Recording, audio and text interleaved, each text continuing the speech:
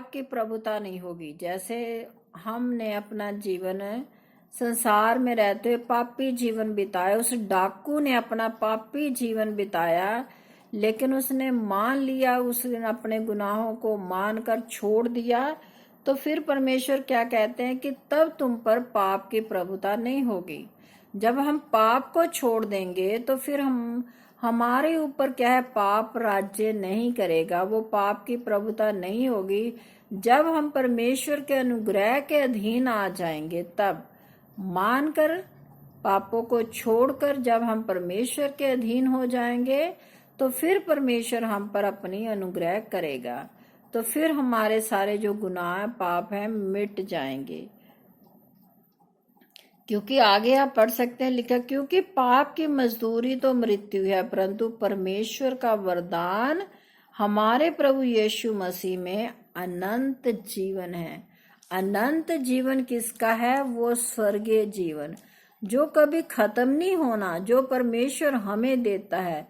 लिखा है पाप की मजदूरी तो मृत्यु है। जैसे उस डाकू ने पाप किया, हम भी पाप करते हैं। अगर हम पाप ही करते रहेंगे तो हमारी मजदूरी हमें क्या मिलेगी? मौत ही मिलेगी, नरक ही मिलेगा, अधोलोक ही मिलेगा।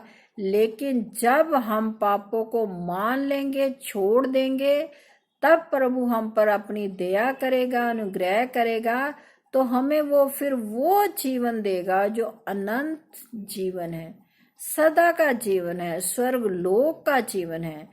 तब क्या है, हम स्वर्ग लोक में प्रवेश करने पाएंगे।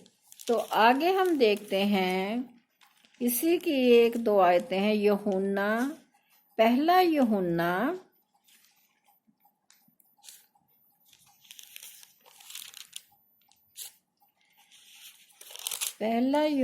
की पत्री है, उसका 1 अध्याय की हम देखते हैं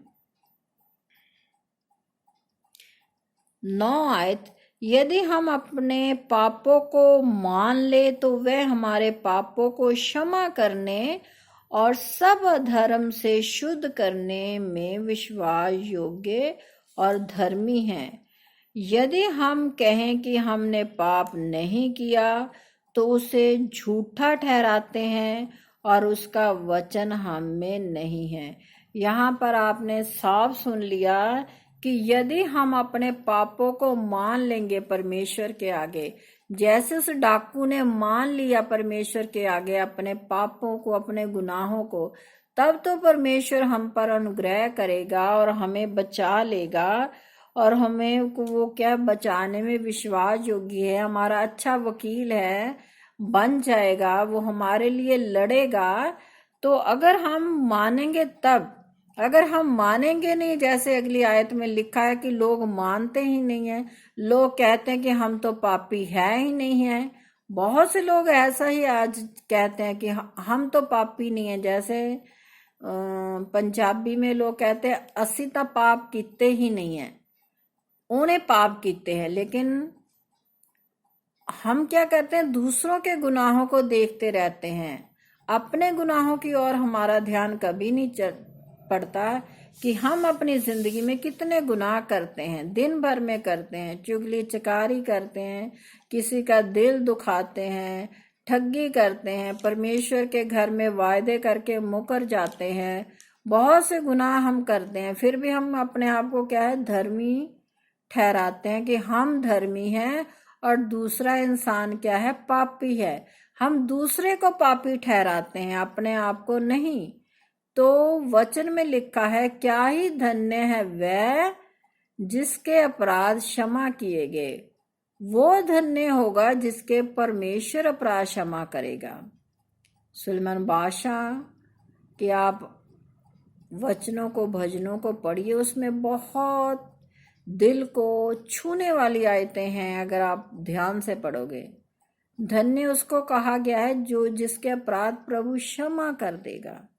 अगर आपने धन्य बनना है, आपने अगर स्वर्ग लोक में जाना है, तो आपको क्या करना पड़ेगा, परमेश्वर के आगे उस डाकू की तरह अपने जीवन को मानना पड़ेगा और अपने गुनाहों को क्या है छोड़ना पड़ेगा, तब क्या है आप परमेश्वर के राज्य को पा सकोगे।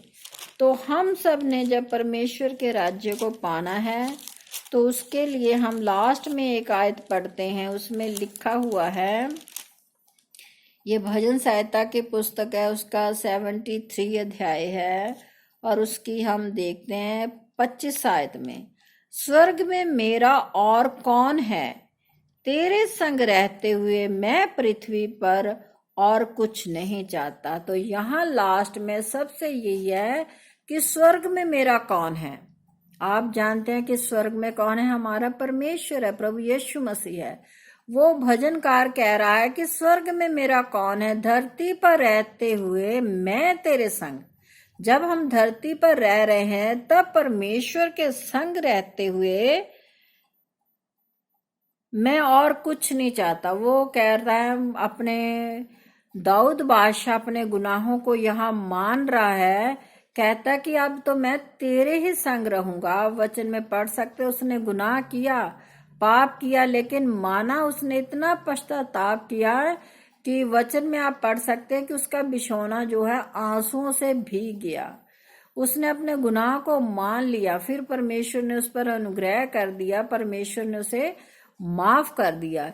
इसी प्रकार अगर आप भी चाहते हैं कि परमेश्वर आपके गुनाहों को माफ कर दे, आपको स्वर्ग लोक परमेश्वर दे, तो स्वर्ग लोक प्राप्त करने के लिए जो वचन में हमने सुनाया है, जो प्रभु यीशु मसीह का सच्चा और ताया वचन है, पवित्र शास्त्र बाइबल में लिखा है, और उसी के अनुसार अपने जीवन को व्यतीत करें और परमेश्वर से स्वर्गीय राज्य को प्राप्त करें।